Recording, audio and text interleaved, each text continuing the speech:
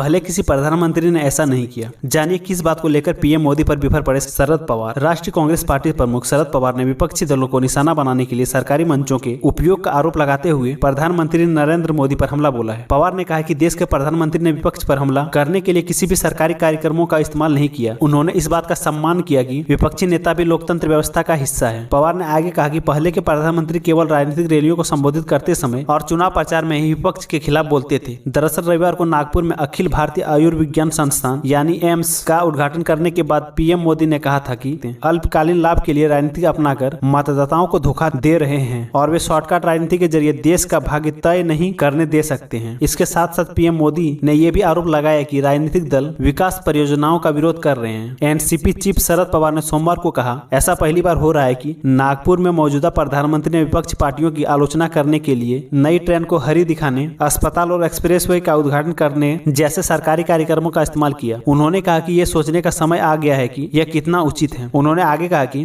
किसी भी प्रधानमंत्री ने ऐसा कुछ नहीं किया। पूर्व केंद्रीय मंत्री ने कहा कि उन्होंने पंडित जवाहरलाल नेहरू से लेकर अभी तक के प्रधानमंत्रियों के भाषणों को देखा और सुना है, लेकिन किसी भी प्रधानमंत्री ने ऐसा कुछ नहीं किया है। अपने चुनाव अभियानों में भी नेहरू कभी विपक्ष की आलोचना नहीं करते थे और वे केवल मुखर रूप से अपना पक्ष रखते थे। वह इस बात का सम्मान करते थे कि विपक्ष और विपक्ष के नेता लोकतंत्र का हिस्सा है। उन्होंने विपक्ष के नेताओं को भी नसीहत देते हुए कहा, आजादी के बाद से देश के सभी प्रधानमंत्रियों ने इसे कायम रखा है, लेकिन अब नहीं। एनसीपी अध्यक्ष ने कहा कि देश मुश्किल दौर से गुजर रहा है। भाजपा लोकतांत्रिक तरीके से सत्ता में आई है और उसकी सरकार का विरोध करना अस्वास्थ्य कारक नहीं है। राजनेताओं को भी इस तथ्य को समझना चाहिए कि वे देश का नेतृत्व कर रहे हैं। तो चलिए आज के लिए इतना ही। अगर आप मेरे चैनल पर न्यू है तो चैनल को सब्सक्राइब करना ना भूलें और बेल आइकन को प्रेस कर लें।